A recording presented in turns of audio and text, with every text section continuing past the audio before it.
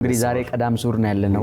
ቀዳም ነው አይደል? ቀዳም ሱር እኛ ያው ቀዳሜ ሹር ነው የምንለው። እናቶቻችንም የለመድነው እንደዛ ነው። ቀዳም ሱር ይባላል።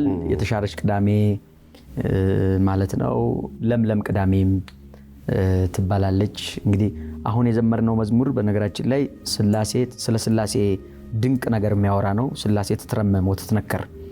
ስላሴ አርመመ ማለት ዝም ማለት ነው። ትትረመም ማለት ዝም ትባላለች ማለት ነው። ወትትነከር አንከር አደነቀ ነው። ትትነከር ሲሆን ትደነቃለች ማለት ዝም ብሎ የስላሴ ነገር ማድነቅ ነው። የሚነገር ነገር የለውም፣ የሚዘረዘር የሚተነተን የለው፣ የሚብራራ የለው፣ ማድነቅ ነው ማለት ነውና እውነትም አሁን ማድነቅ ነው። የሰውን ልጅ የወደደበትን ጥግ ተመልከቱ። ያፈቀረበትን ጥግ፣ ለፍቅር የሄደበትን ርቀት፣ ፍቅር ለሚባለው ነገር እና ይሄ የስላሴ ነገር ነው። አንድ ልጁን ልኮ እስከ ሞት ድረስ አድርሶት ብቻ ከቃላት በላይ የሆነ ነገር ነው እና ስለዚህ መዝሙሩ ትትረመም ወትትነከር፣ ዝም ብሎ ማድነቅ፣ ዝም ብሎ ጸጥ ማለት ነው። ማብራሪያት የለውም።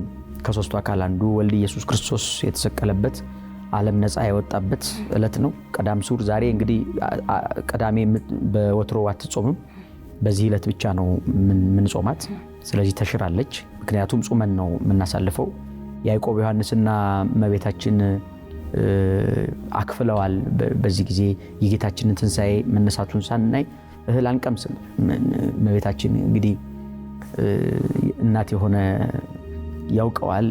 ልጁ ሲሰቀል፣ ልጁ ሲገረፍ፣ ልጁ ሲደማ ማየት ያውቀዋል እና ይህን እያየች እንዴት እህል ልትበላ ትችላለች?